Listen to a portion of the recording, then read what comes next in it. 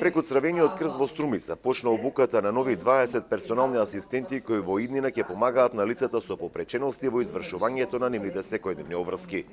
Обуката ќе трае 60 денови, во кои заинтересираните ќе стекнат вештини како да пружат соодветни услуги и на лицата кои се опфатени со процесот на деинституционализација. После имаме голема потреба и по поручка на персонални асистенти, дел и ради идните групни домови кои што се отварат на територијата на општина Струмица, но исто така и ради самата потреба на се поголем број на лица и можноста на кои што би сакале да користат таквата услуга државата. Самите персонални асистенти да стекнат базични познавања за сите видови на попречености, секако поголем акцент за лицата со оштетување на видот и телесно инвалидните лица, оние на кои што сега во моментот се пружа таа персонална асистенција. Преку Црвениот крст активни се 19 персонални асистенти кои даваат услуги на 26 лица со попреченост.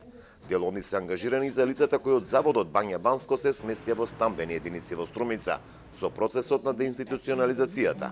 Процесот ќе продолжи, велат од Министерството за труд и социјална политика. Кои што излегоа од Заводот за рехабилитација, дополнително имаме уште 2 лица кои што се вратија во своите биолошки семејства, а и 4 деца од Заводот Бања Банско се веќе префрлени во мал групен дом во Битола. Знаете дека првото нешто што го ветивме кога влеговме во Министерството за труд и социјална политика беше дека до крајот на 2020 година нема веќе да има деца во институции и тоа успеавме да го оствариме цела година порано. Значи паралелно тече процесот на извлекување на возрастните од институциите, процесот на преселба на корисниците продолжува и понатаму. Многу наскоро ќе имаме нова стамбена единица со нови 4 корисници. Во рамките на трансформацијата на Заводот за заштита и рехабилитација на лицата со телесна попреченост Бања Банско Струмица, првите 9 возрастни корисници го напуштија во текот на втората половина на минатата година. 2 лица добија поддршка за враќање во сопственото семејство во Мирас и Гергелија, а 7 се сместени во станови во државна сопственост во Струмица.